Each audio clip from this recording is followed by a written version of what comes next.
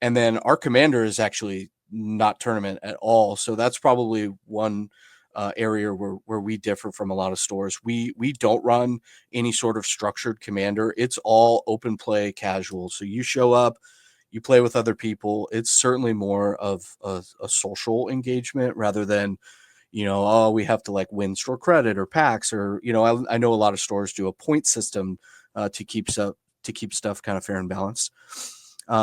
I personally believe that that's correct for Commander. I know a lot of stores might disagree that tournaments and CEDH might be a better direction, but at least for us, that's sort of what we want to do.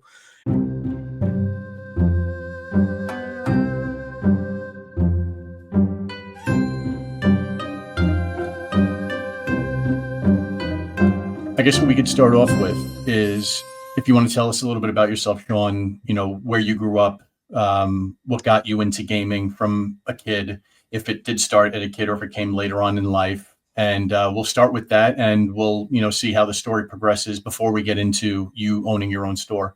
Yeah, sure. So thanks for having me, Frank. I appreciate it. Of course. So I have been gaming in some capacity pretty much my whole life. TCGs kind of came right around the same time as, my friends were getting Nintendos and stuff like that. So we were all kind of thrown into a bunch of different types of games. So video games, TCGs. Some of my friends were playing D&D. I kind of skipped that whole thing. But we it was all sort of there. So I grew up with that. I really fell in love with Magic at sort of a younger age. I remember playing around 94 is when I got into it. So I missed a lot of the Alpha Beta Unlimited, but those cards were present. They were in stores. They were, for sale. But as far as packs go, that really wasn't what was available to me. So that was more of like the Legends, Fallen Empire, Homelands, that sort of era. So that's sort of where I sort of started and fell in love with all the games that I carry in store now. Is there anything else outside of Magic that you've delved into, or has Magic been like from the get-go, that's been your game? There've always been some different trading card games that have kind of piqued my interest. There've been some board games that I really liked, but nothing really grabbed me quite like Magic. There were some video games that I sort of fell in love with. So a lot of early Blizzard stuff, StarCraft. I played that pretty religiously for almost 8 years. The Final Fantasy, I have an insurmountable amount of time logged in both like Final Fantasy 3 or 6, and then Final Fantasy 7 is probably my favorite from the sort of PlayStation era. So yeah, just a lot of video games, and then Magic. Those were sort of at the forefront for a lot of my video game development. And what do you think it is about Magic that keeps you drawn in even till this day with running your own store and that being one of the games you provide? What do you think it has that maybe other games lack? That's really hard to pin down because I feel like it just does a lot of things really well, and other TCGs do those as well. The randomness element I think is stronger than people give it credit for. The fact that there is always sort of an unknown. A lot of games have sort of come to solve those in recent years. So games like One Piece, Flesh and Blood, they sort of Lorcana as well. They sort of have like this deterministic mana availability, which I think is good in a certain way. But the randomness element, I think, is always a strong part of Magic that I would like to see stay with the game. The art style of Magic has always really grabbed me. Even I love older style Magic, but even new art style for Magic, I see cards and I just immediately fall in love with the specific art or just direction of it. My favorite artist is Richard Kane Ferguson. So I really like his style of art. I always have. And yeah, just the way that it plays, the creature types, the way that combat tricks work. It's just always been just a really great game, a really well-rounded, great game. So yeah, I wish that I could pin it down to like one thing that I think that they do really well, but I think it's sort of an amalgamation of everything that they do. Sure, no, that's a great response. What's some of your favorite art by him? So I think misinformation is probably the coolest. I just like that almost like it almost doesn't seem like it should be a black card because they're like in this winter setting. My favorite card from him is Solkanar the Swamp King. But I think art, I just feel like the art for misinformation is just really cool. And do you feel like when you think about the art direction today compared to how it was when you first got into the game? I know you said you like some of the stuff that they're doing today. Is there anything in particular you long for? Like, I guess for an example, like for me, I do love that they've started bringing back old borders into some of their sets, Sure. more so as a variant today. So I was Yeah. curious what about the art, like between the two, I guess, generations, what things do you like versus not? Yeah, I mean, I think it's pretty clear that we've moved away from just like pure, oil and different sort of older styles. I feel like they can still do that well, but a lot of it is sort of digital at this point, either all digital or fixed up with some digital elements. Um, I don't necessarily think it's good or bad. I mean, you can see in especially in like the art community, both in like the people that enjoy it and the people that buy it, there's still this sort of massive drive for I want this art, even though it may not be as sort of like raw as what we saw in the early days of Magic. Um, so I mean, I would always love to see more of that sort of old style, but I see people just fall in love with specific card arts all the time, even though it's new, even though it's digital. So, um, I personally I would love to see more of that direction, but I don't think the direction that they're heading in is necessarily all bad. And you're based out of California, is that correct? Yes, so yeah, out of San Diego, California. And you've lived there your whole life? Yeah, yeah. I've traveled to a lot of places in the U.S., but I don't think I want to live anywhere else. San Diego, it's kind of like the perfect area as far as I'm concerned. And what time in your life, since you said you loved games since you were a kid, Mhm. when did the bug hit you that you were going to want to open up your own store? Like how far along, like how old were you when that first started to creep into your mind? Yeah, so that was about 15 years ago. It actually didn't really start as sort of an A to B, like I want to open a store, I'm gonna go open the store. It actually started, I played Magic for a long time as a kid, and then I had a pretty long sabbatical from just later in high school and then college years. I was just kind of focused on other things, but I was talking to an old friend of mine, and we were reminiscing about Magic and things like that, and we decided to maybe make a day of just getting some cards and playing for a little bit.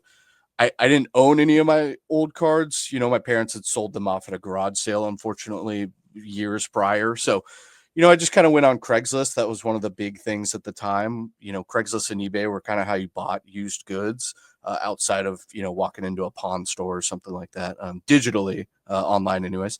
Um, so there were lots of people selling on Craigslist at the time. So I just picked a collection and they wanted $50. And I went and bought it, got the cards, and I had a really great time with my friend. We built some decks, we played for a little while, and then that was it. And after he left, I was sort of sitting there like, okay, well, what am I going to do with these cards? Am I going to play this game again? What are we going to do?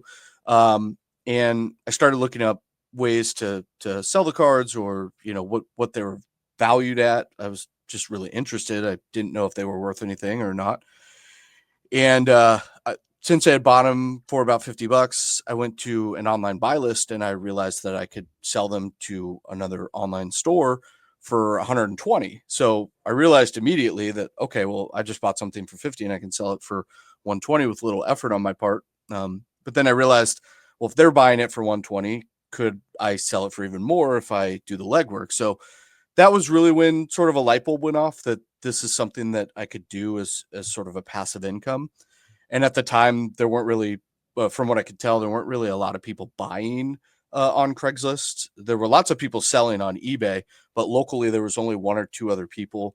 Another tenured store that's still around, and then another guy who I've never met, but I believe they still buy on Craigslist and Facebook Marketplace. So that's sort of the long-winded answer. Basically, I just sort of fell into it, and then I started finding ways of making it a passive income. So I really started online for a few years, and then the store sort of came later.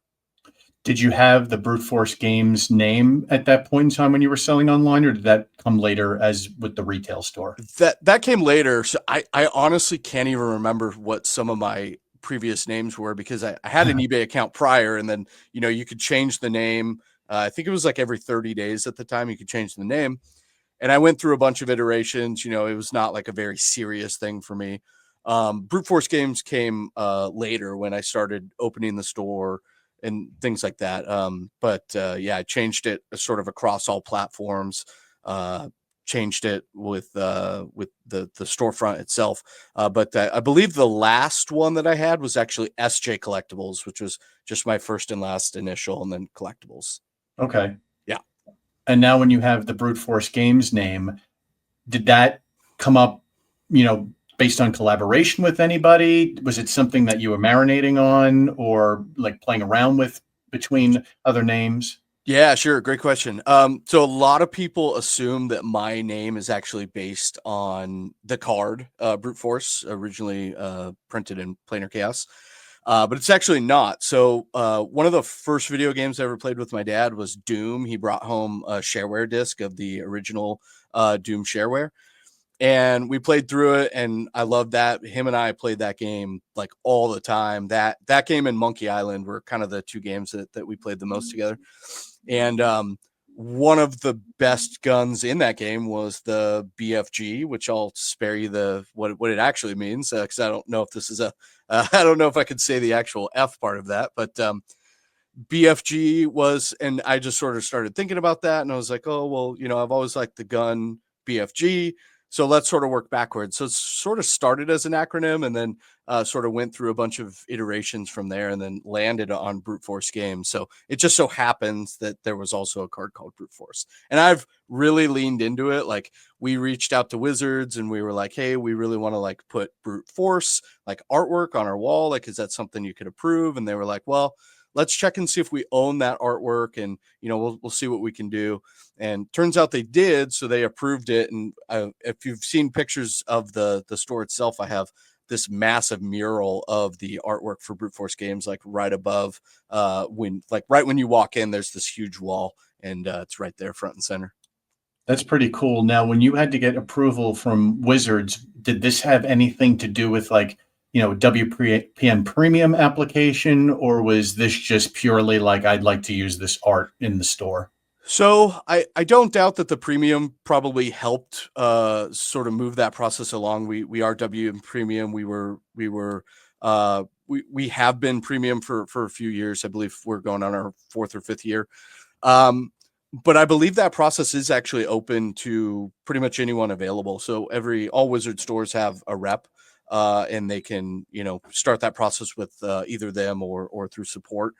I don't, obviously they can't do it for cards art that they don't own, or I'm sure that some aren't able to be licensed for whatever legal reasons. But it's worth reaching out to, because they want that sort of advertising and that sort of cool aspect put in a lot of stores. I know that they're really, that's really high on their list of making stores really pop and look good. So Sure.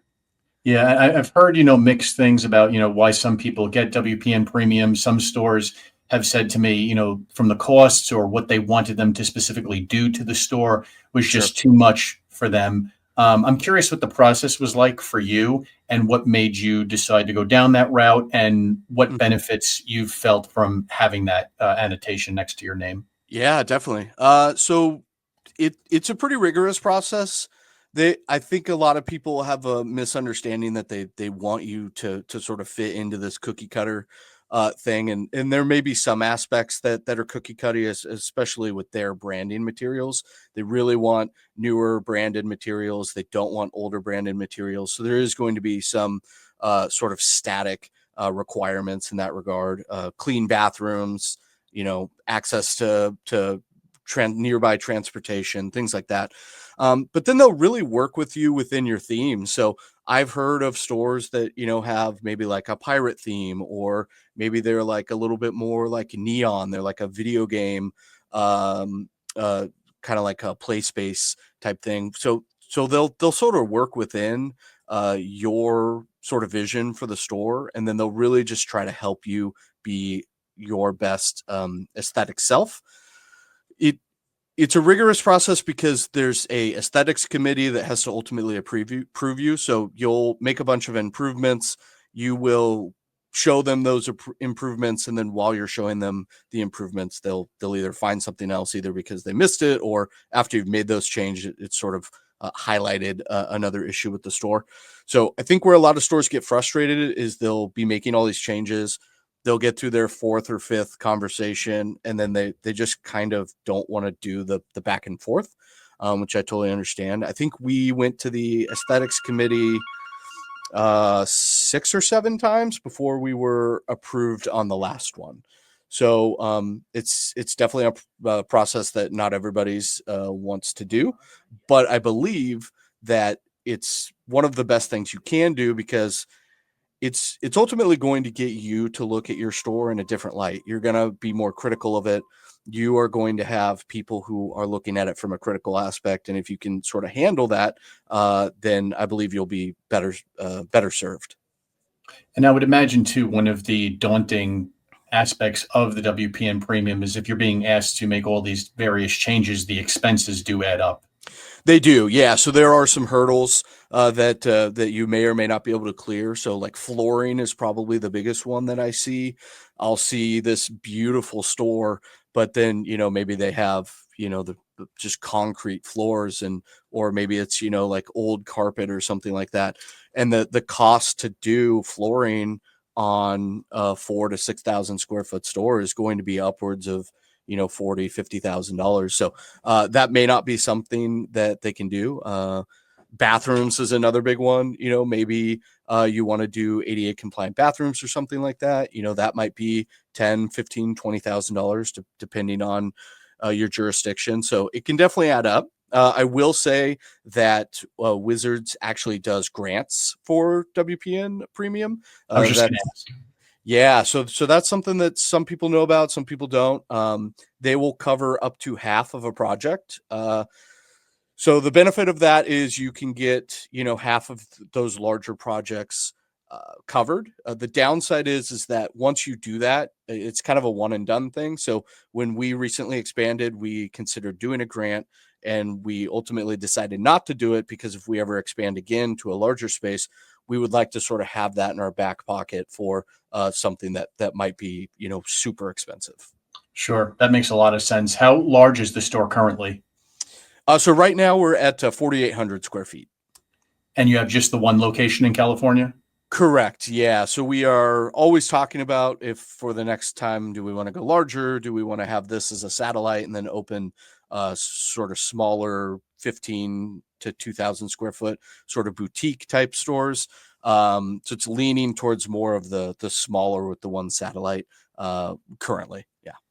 And is this your full-time job that you're doing? Because I know some stores, some store owners do the store and they also have a separate full-time job that they do as well. Or do you do this like solely this? No, so this is a full-time job for me. So that started over 10 years ago. So when I was working a 9 to 5 and doing the sort of online passive income, I did that for a number of years, but the workload got to be too much, and I didn't really like how much I was working. So I just had to make a decision. So I just basically quit my 9 to 5 and then jumped into this full time, and that's been supporting me for the last 10 years, over 10 years.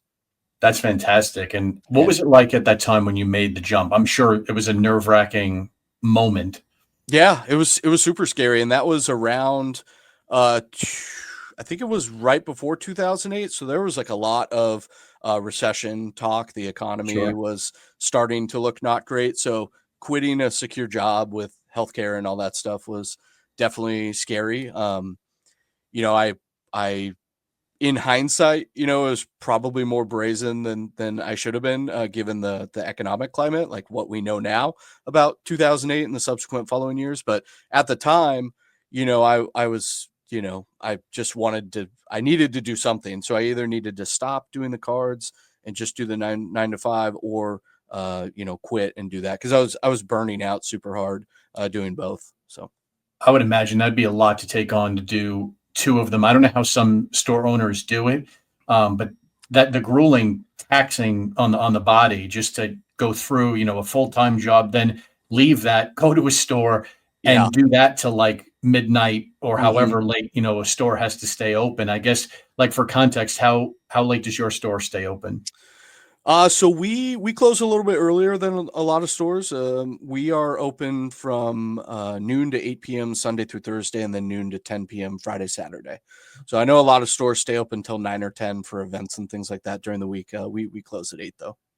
And so for you, with those times in mind, was it kind of like doing the 9 to 5, then you would go to the store till like, I don't know, 8 to 10 o'clock at night? So with when I was doing the 9 to 5, my I was still solely online, so I didn't have a storefront, but I would clock out, get home, and then I would sort and list product until midnight, and then I would go to sleep, wake up, go to my job, and then rinse, repeat. And there wasn't really time for days off or things like that. So that's where a lot of the burnout happened. I just feel like I didn't have any time to really be myself or do the things that I wanted to do. Yeah, absolutely. That's really rough. I'm glad now that you get to focus on this solely. So, Yeah. with that in mind, what is like your day-to-day operations look like, and how many employees do you have to help facilitate what you're doing? Sure. Yeah. So right now we're up to 10 employees, excluding myself. So a lot of my day to day is back end stuff at this point. So I'm doing data entry, I'm doing social media, I'm doing ordering, I'm talking with distributors, I'm, troubleshooting different things that can happen, doing interviews and things like this with other folks or talking to other retailers thinking about expanding. So a lot of my stuff is sort of bigger picture at this point, but I still like to come to the store. I still like to be here, support staff, be here if my managers have questions. And I really don't want to get too far removed because I feel like you sort of start to lose the touch of the industry and sort of the understanding of the industry if you remove yourself too far. So for now, I just I'm working in the store and I'm doing stuff. But if I expand to other stores, obviously I'm not going to be able to be in multiple places. So I'll have to take a larger backseat role if we do expand to multiple stores. That's a very interesting point you made too about not getting disassociated with the industry. If you own it, but you have everybody else facilitating it and you're never there, the importance of being there outside of keeping in touch with the industry. Do you think the biggest benefit is essentially being of an asset for your employees that you help? Is that ultimately like having that presence there? I guess being the face is the key.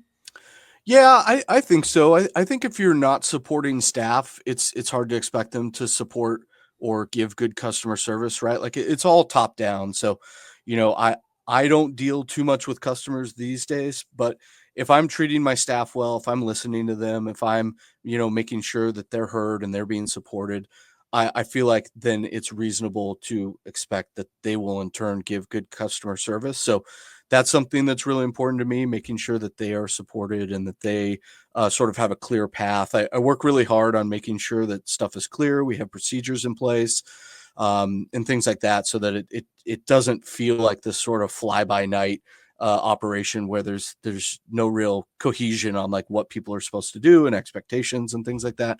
But ultimately, yeah, my bigger role aside from like data and new products and ordering is really just supporting my managers and staff. And what types of roles do those managers and staff have throughout the store? Do you have people like siloed into various departments? I know some stores have their employees doing a little bit of everything. Sure. It seems like you run a little bit of a larger operation, so I was curious what the differences might be there.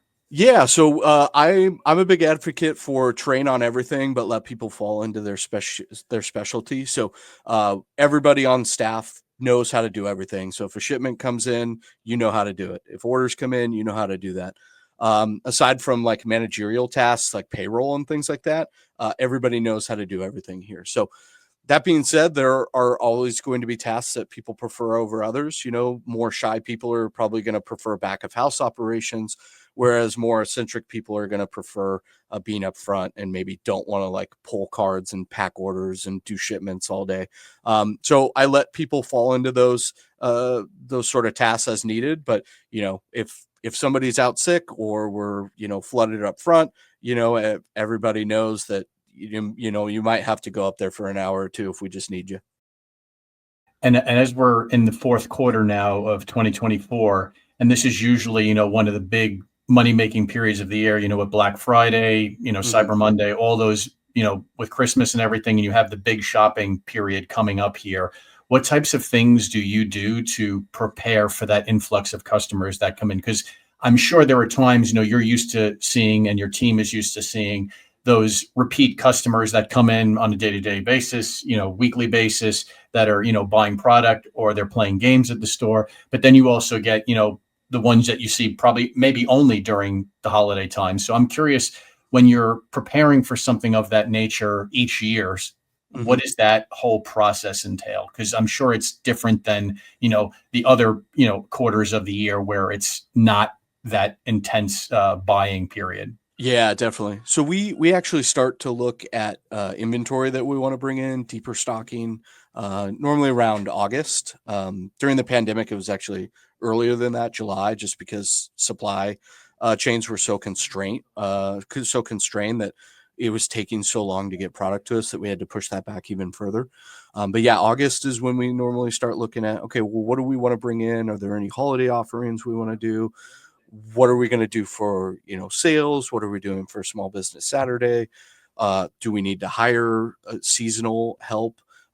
Because one of the things that always happens every year is you get busier and staff gets sick, so you almost have like this the pressure every single year where you have all these customers and then your team is shortened because people are getting sick and stuff like that. So we sort of look at it from all angles. And yeah, it is definitely the biggest time of the year. And I don't know if if you were aware, but there was actually this past weekend, there were 5 major TCG releases with Mm. a Games Workshop release as well. So this was like the busiest. So this like really just kicked off the holidays season, as far as I'm concerned. Is that normal? Because I mean, you had Surging No, Sparks with Pokemon, you had Foundations with Magic. I didn't know about the Warhammer one, but yeah, that doesn't seem like it'd be normal. there was a One Piece release, there was a Star Wars release, and then there was a Yu-Gi-Oh release. So 5 TCGs plus GW Games Workshop. The Games Workshop one is on Saturday, so it's not too crazy, but it definitely adds to the mix. Um, it's not normal. Prior to this, I think the biggest sort of all on one weekend issue that we've had is 3 or 4 releases. So to have a fifth and a sixth really just kind of made things a little bit more complicated. In fact, I was looking at my foot traffic. We saw a 46% increase in foot traffic this past weekend over a typical weekend. Wow, that's Yeah, impressive. yeah, Just the product overload, I'm sure. But even though you have the product in store for the consumer to buy, which is good for you from a business standpoint, in the same token, all the prep leading up to that, doing the buying, like you were mentioning, that yep. has to be quite taxing. It is, yeah, especially if every store works on a different sort of buying process, but anybody that is, on a cash buying basis where they sort of use the money from previous releases to pay for future releases, this weekend was probably really tough for them because they likely had to make some decisions on, look, we need to bring this in, but we don't have enough money to bring in everything. So they have to kind of pick and choose what they want to do. So other stores will maybe have term limits where they can sort of push that burden out a little bit. So every business is going to be a little bit different on how they handle this, but it's definitely a bigger constraint when they're like, hey, before we ship all this stuff, we need to run your accounts. So we're going to run it for everything. So just make sure you have that money in your account. So yeah. How do you determine how much product to buy per game? So that's a really good question because I don't feel like anybody does it perfectly. Right. I believe the best way to go about it is to look at how much you ordered for a previous set from last year, and then add a percentage of growth based on gut feeling, based on climate, whether that's climate around the publisher, or economic, or otherwise, and then just sort of hope that that's enough. There are some games that produce products that are one and done. So, like, realistically, I know that One Piece, certain Pokemon products, collector boxes for Magic, bundles for Magic, Yu-Gi-Oh, those historically I'm not going to really get restocks on. So I have to sort of be a little bit smarter with those specific SKUs, because what I have is what I'm going to have to offer. So I want a little bit longer of a tail with those products. Whereas, Elite Trainer boxes, Play Booster boxes, things like that, those typically have a longer life cycle in the distribution chain. And you can order a little bit less on those because you would rather sell through and then restock rather than get stuck with a product that maybe isn't selling as well. We're going to take a quick break from this podcast to talk about our sponsor, Cardboard Shuffle. Cardboard Shuffle was our 10th podcast interview here at the Match Slip with store owner Mark. Mark has expanded his brand and has produced his own card sleeves called Shuffle Shields.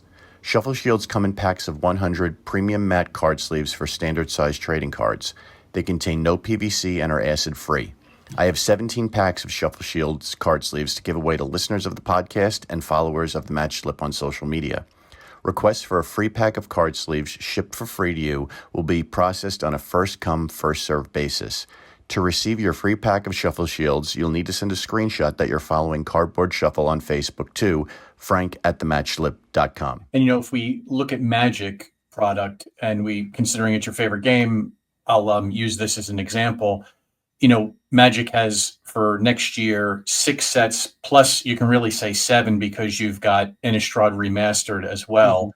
Mm-hmm. So I know the fan base, you always hear about, the product, it's too much. Like, it's too much to maintain, like, for instance, what you and I are used to with Magic, going back, and what a lot of people who have been in the game for a long time was the 4 products a year for standard, and you would maybe have a specialty set per year. Now it's obviously a lot more than that when you factor in secret layers or the one-off things they do here and there. Yeah. I know it's a issue for the player base. I'm curious if that same issue comes at the store level too, because obviously that's money coming out of the business account that you have to account for. But I'm curious if you, from a store standpoint, feel different. I'm sure your player instinct side of you may have some similar feelings to the player base, but from a store standpoint, is there a difference there, or is it the same, like, wow, this is a lot? So it is a lot, even at the store level. I totally sympathize that it feels like a lot from the player perspective as well. I try to remove as much bias as I can about how I feel about a certain product when I'm ordering. I really just look at the success of previous sets, and if they have sort of something that's comparable, then I really sort of look at the two and I say, okay, well, look, if we sold this many units of Bloomburrow, and then there's another cute animal set coming out, let's say 2 years in the future. Realistically, whatever I sold for Bloomburrow, I can reasonably assume that I will sell that much plus, whatever percentage I want to add on. But it is a challenge because, again, we'll have these sets that sort of come out, and then 2 weeks later or 4 weeks later there will be another product, and sometimes those products sort of take the spotlight from one another. And that is where I think it really becomes problematic, when you have 2 products from the same publisher releasing so close together that one almost sort of dominates the other.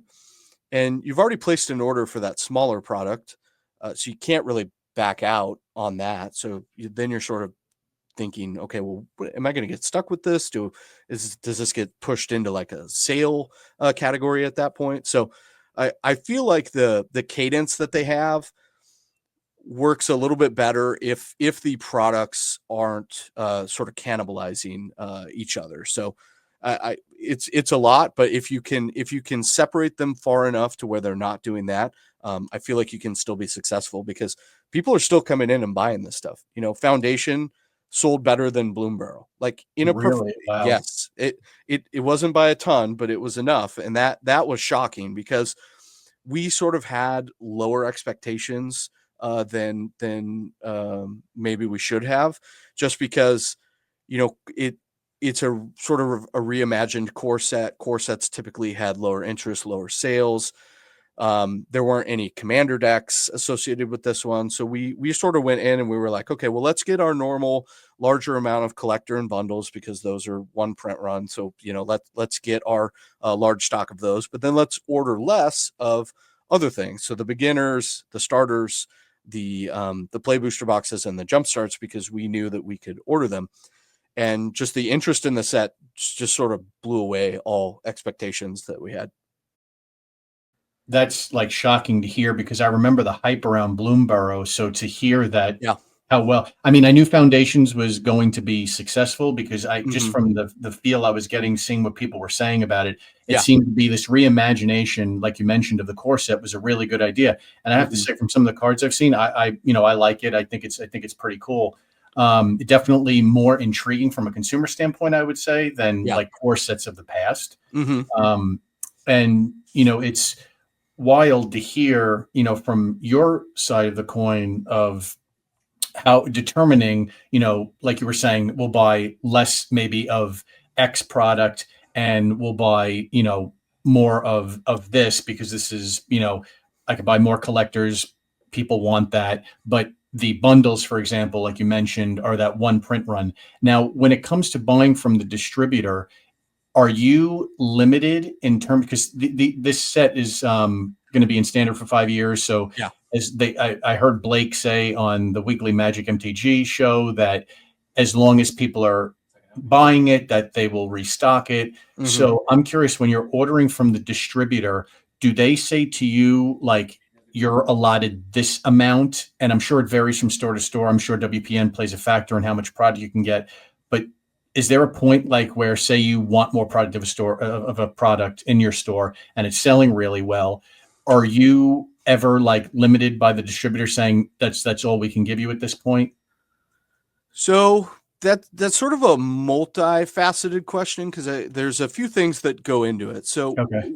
everybody chooses a single distributor to do organized play for games. So you might have that all under one distributor, or maybe you have it split. So you have one distributor that handles your Magic, one that handles your Pokemon, specifically for organized play. You can order products from all distributors, and whether they'll fulfill that is a different story. But organized play is a centralized sort of token that gets given to a particular distributor, and generally the distributor that you do organized play with gives you the most product.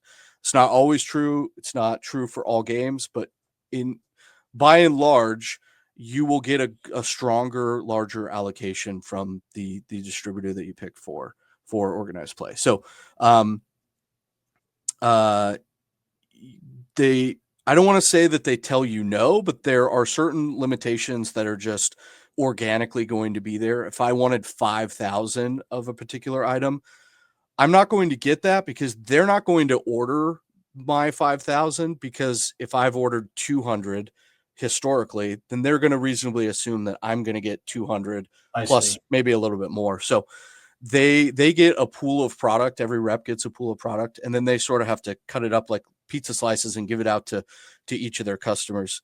I can say that the more well-rounded you are with your ordering, the better your allocations seem to be, and it is something that sort of grows with time. So if you're ordering, you know, 5 or 6 different TCGs, if you're ordering paints and miniatures and D&D and gaming accessories from a particular distributor, you are going to have a better allocation than if you just want to buy the hottest Pokemon set, the hottest Magic product, and maybe you don't order products outside of that. That's really fascinating. Very, very interesting. Yeah. And what is the most popular game at the store? I was going to guess Magic, since I know that's where your interest in starting the store all came from. Is that the case, or is there another game that's like very close to it? Yeah. So it's still Magic. That's sort of still the largest share of our both sales and play. As far as sales go, Games Workshop is technically the second largest game here in store as far as sales go. And then as play, I would say everything else is kind of spread out pretty evenly. So Lorcana, One Piece. We're about to start Pokemon. I know it's weird to hear that Pokemon would be behind a bunch of games. We just always lagged on offering organized play for that. Star Wars, Flesh and Blood. So those are all other games that we sort of offer, but definitely the lion's share of the people that show up are here to play Magic. And as somebody who got into the game of Magic very early on, and I know Commander is, the most popular format to play right now. It's not personally my favorite, but I'm curious, how do you feel from a store standpoint? Like every store I talk to, Commander is the most popular format that Right. they run at their store, which is completely understandable. Yeah. I wonder, like, what is your viewpoint of it as it relates to competitive play? Like, have you seen a decrease in that? Now that competitive play is coming back again, they're trying to push standard. I'm curious what the balance is there. Yeah, it's definitely hard. We don't actually run very much in the way of competitive tournaments here. We do weekly tournaments, and then our commander is actually not tournament at all. So that's probably one area where we differ from a lot of stores. We don't run any sort of structured commander. It's all open play, casual. So you show up, you play with other people. It's certainly more of a social engagement rather than we have to like win store credit or packs or, I know a lot of stores do a point system to keep stuff kind of fair and balanced. I personally believe that that's correct for Commander. I know a lot of stores might disagree that tournaments and CEDH might be a better direction, but at least for us, that's sort of what we want to do. And then the sort of non-Commander events, it's hard to deny that those have fallen off pretty hard. We do a lot of limited. Limited is actually my favorite format, so I sort of put in the extra effort to make sure that that's supported. So we do, every RCQ season, we do at least one sealed. I make sure that those players have, a place to play sealed. We do drafts Friday, Saturday, and Sunday. I will always have draft on the schedule as long as people are coming up to play it. And then more recently, we've been looking into more fun ways to do even more limited. So we do full box sealed. We're looking into like some chaos options. We want to potentially do like two-headed giant limited. So that's sort of where my competitive focus begins and ends at sort of those sort of progressive to the next level tournaments like RCQs, qualifiers, things like that. But as far as weekly events go, I'm not really interested in doing like 1K tournaments or anything that really expands beyond the $5 entry type events. So, but yeah, Pioneer, Standard, Modern, they have sort of footholds at some other stores locally, but they have shrunk to the point of where they're kind of hard to support at multiple stores. So that's definitely been noticeable of that decrease. I do love that you hold draft and sealed. I've always been one that loves to play limited in any capacity. Yeah, it's a great format. It really is. It's so much fun. And I think the thing that has always drawn me to it is the fact that, one of the things is, even though Modern's my favorite format, your deck is different each time you play draft and any type of limited like sealed. Like you never know what it is you're going to get. And I think that adds just another layer of fun with it. Is that what drew you to it as well? I think so. Yeah. Going back to that sort of randomness element that I was talking about, I really like that it's never solved. It never feels solved. You can become sort of a master of the draft format, but there were always like, you can expect combat tricks. You can know what to play around. But there is always going to be a randomness element that I think always keeps it kind of fun and exciting. Whereas, formats like Modern, Standard, Legacy, things like that, they tend to get solved. And then really the variables that sort of come up are mostly in sideboard. So, or sometimes people add some spice to their deck that kind of changes it. But, it's not the level of randomness that you're going to see in a sealed or draft environment. Yeah, absolutely. So as we take, Sean, a little bit of a right turn here and we go down the path of business and what you feel is the biggest struggle at the moment, because as everybody knows, businesses have their ups and downs. Nothing's ever Hmm. perfect. So what is one thing that's been a struggle right now that you're either working towards solving, that's close to being solved, or something that's been like gnawing at you for a while? Yeah, that's a really good question. So the thing that's really been bothering me lately is our sort of online presence. Not even with in the realm of like making sales on eBay or TCG or some sort of online platforms, but sort of just our digital footprint, even in local markets. So I do this a lot. I'll go in incognito mode, or I'll grab a friend's phone or have them look it up. And if you Google or if you Google Magic the Gathering San Diego or Dungeons and Dragons San Diego, why aren't we coming up as like a top store? If you Google like where to buy, XYZ product in San Diego, why aren't we, at the top, or why are we, kind of low on that first page? So I've actually hired a marketing team to really help me with that. And they've sort of been working within the realm of what they can work with, and especially with SEO and things like that, really sort of trying to grow our local footprint from a digital aspect. So I think what is frustrating to me might be a little bit different than the average store. I would say the average store struggles with that cash flow issue with release schedule in mind.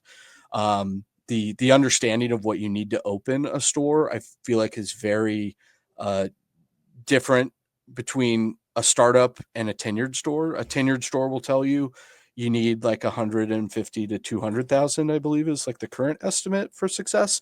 Whereas a new store might say, "Oh, I could probably get this going with 10 grand." So it's a very stark difference. Um, but yeah, that's really what I've been focusing on for the last like 2 or 3 months personally. Do you think, because obviously when you first started, the store didn't have the footprint or as big as it is now. When you're starting off and when you fast forward looking at to where you're at now, Mhm. does it get more difficult, would you say? Or do you think the experience, not that it gets easy per se, but that the comfort level of knowing what you need to do improves over time, just like experience with anything else? Like almost looking at the small store versus the large store. Sure, it does. A lot of what you need in the initial stages is cash to weather your mistakes, because you're going to make a ton of them, right? Everybody, when they do this, they either think they're going to do it better than a store that they visit, or they think they're going to just change it. They're going to reinvent the wheel. And what happens more often than not is that it just comes down to mitigating those errors that you weren't thinking about. And ultimately cash helps you weather that. So the things that I was worried about, year 1 through 5, are significantly different than the things that I worry about now. That makes a lot of sense. And I know one of your responsibilities you had mentioned is doing social media and stuff. Is that where the primary, um, I guess, cash flow that you allocate towards marketing is put into? Yeah, so I'm sort of changing the way that I'm thinking about that, Okay. rather than just, running an ad on like Facebook or Instagram. I feel like that's like the very bare bones, and that's what I have been doing for the last few years, and that's probably incorrect. Um, what I'm more so leaning towards too is more community engagement. How do you get on the news? That's the kind of stuff that I'm thinking about. How do you get how do you go viral locally? How do you show up? How do you get Google to sort of their robots and stuff to sort of care about your website and sort of prioritize that? So I'm sort of looking past the okay, we made a social media post, we have a photo of, a product or people playing, having fun. Now we're going to boost that post, and then we're going to let that be sort of our marketing. So I'm sort of looking at how we can sort of broaden that and get bigger and more eyes on us. Do you attend any conventions locally within the area to get your name out? No, but I'm realizing that I should. So there's San Diego Comic Con, the largest Comic Con probably in the world, or at least in the top 10. I Even if I don't have a ton of stuff to sell that would interest them, just being there, selling things, bringing in product that I can sell there. I don't even care if I make money. It's more about just letting them know that we exist, because that's going to be tens of thousands of people that you're going to wave at, you're going to greet, you're going to say, hey, and if they stop and talk with you, you can tell them about your store. And if they're local, then great. Hopefully you can create that sort of longer lasting customer. And if they're not local, maybe they'll stop by before they leave, or, tell their friends who do live in San Diego. So I'm realizing that is definitely an area that I need to have more focus in.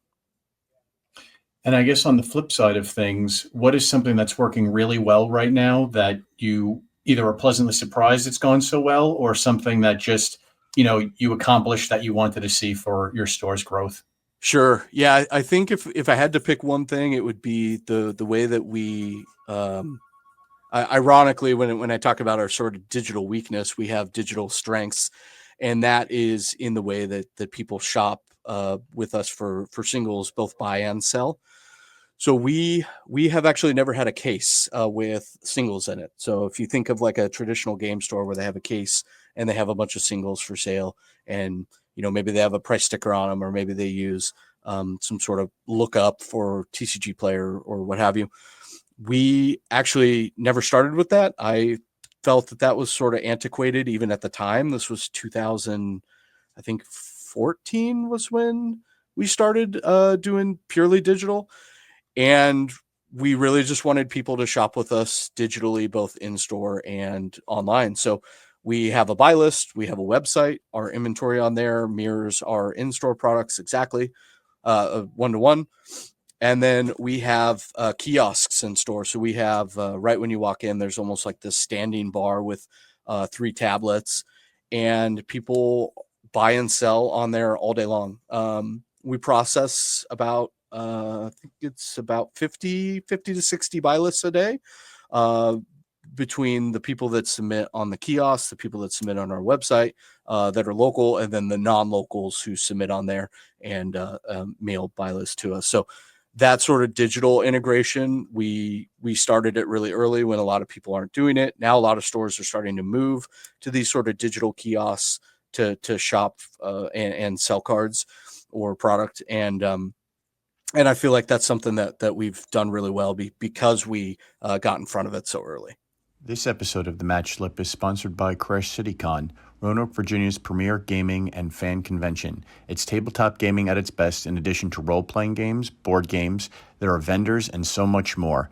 Play with some of the top game masters in the area, enjoy a casual game in their open gaming area, or learn to play games you always wanted to play. You could check out more information at crashcitycon.com. And can you give us like a little visual picture, like virtual tour, I guess you could say, of your store best you can? Somebody walks in through the front door, what they're going to see, how the store's laid out. Yeah, sure. So right when you walk in, there's a real open walkway. So we don't have a lot of product that sort of stops you from walking in. Immediately to the right, you have those kiosks where you can place order for singles, sell cards, whatever you want to do. And then there's also play space. So we have tables and chairs. To the left, you'll see, immediately gaming accessories. So Game Genic, Ultimate Guard, Dragon Shield, things like that. You'll have our cash wrap we have 3 checkout registers. Those have, not only the checkout terminals, but then the glass cases, which you'll traditionally see in most game stores. And then that has sealed product, your booster boxes, things like that.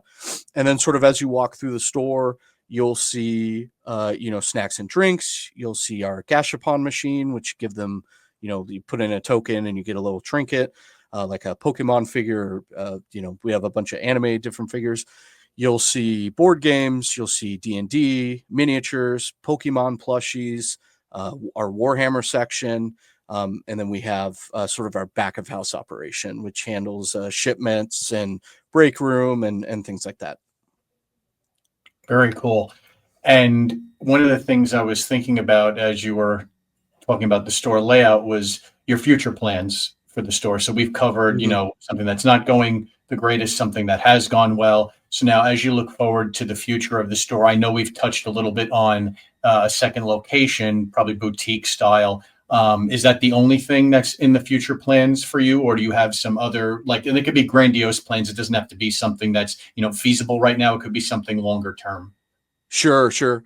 I mean, I don't know how feasible it is, but I've always had this picture in my mind of this building, and inside the building is everything you would ever want from, like nerd culture. So you would have like a game store, you would have an arcade, you would have a restaurant that maybe serves, like a sort of like gamer centered food or stuff that looks like, like a One Piece cafe.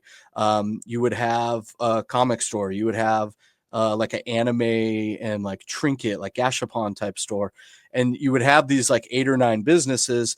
I would own the building, I would run the game store, but then I would be doing the rental for all the other places. So sort of like a destination mini mall or strip mall, but Hmm. all of the businesses are sort of related to like nerd culture in some way. I think where it falls apart is uh, it's just rent in San Diego is really challenging. So you kind of have to come at it with like a really strong plan. And I would be a little bit nervous about being a landlord at that point. That's not. How I don't really want to be a land. Like I would want to be a landlord to have that building, but I don't want to do everything that's required of being a landlord. That doesn't sound fun to me. has this idea been brewing in your mind for a while? Yeah, yeah, it's kind of like just this thing that I've thought about, because I really used to love going to malls, and sort of as malls get Yeah. phased out socially, I sort of long to have this like place that you like go to with your friends, and you could just be there for like 5 hours, and then you like talk about when you're going to go there next. And I feel like a game store is a really good representation of that. We're a third place for a lot of people. You have your home, you have your work, and then you have your third place. For some people, that's a bar. Some people, that's a stadium. For others, it's a game store. So that sort of strip mall idea is sort of in that same vein, as it's a third place for people that like those items. And what would you say has been the most gratifying thing for you with owning a game store now that you have a chance to reflect on everything? Um, so I started online, and I thought that I would want to do that because it removed a lot of the sort of day to day. You could sort of remove yourself from that. But the more I moved into brick and mortar, the more I loved just kind of like being around people, the sort of social aspect, and whether that's like staff or customers, that has really been sort of enriching to me, something that I didn't know that I would really enjoy about that, because I did, going from a 9 to 5 where I was talking to a lot of people to moving to online. I was like, oh, this is great. Like I don't have to talk to anybody. I can just kind of do my own thing. But I realized as I sort of moved back into B&M that I really just valued that sort of social, the sort of social connection that I was able to have with people. Excellent. Yeah, no, and to do anything as long as you've been doing it now, there's got to be some type of love that keeps you staying in that environment, and it's clear that you definitely are enjoying what you're doing. To Yeah. have the staff you have, but to still be going in, there's definitely an attachment there for you. I can tell. Yeah. Yeah, definitely. Well, I want to thank you for coming on the show, Sean. It's been a pleasure having you on. Is there any place you'd like to direct people listening to that could find out more about the store, or to locate your location where you guys are? Yeah, yeah. So if you Google Brute Force Games link tree, that'll get you everything you would need to know about us. We're social media is all going to be, Instagram.com/, Brute Force Games. Same with Facebook, same with Twitter. So yeah, if you're ever in San Diego, we would love to have you visit the store. Reach out to us if you have any follow-up questions, and really appreciate your time, Frank. And I hope you're able to continue growing the channel. This is a cool thing that you're doing. I appreciate that, and I thank you for taking time out of your day to come on the show. It's been a blast. All right. Have a good All day. right, thanks again. You too.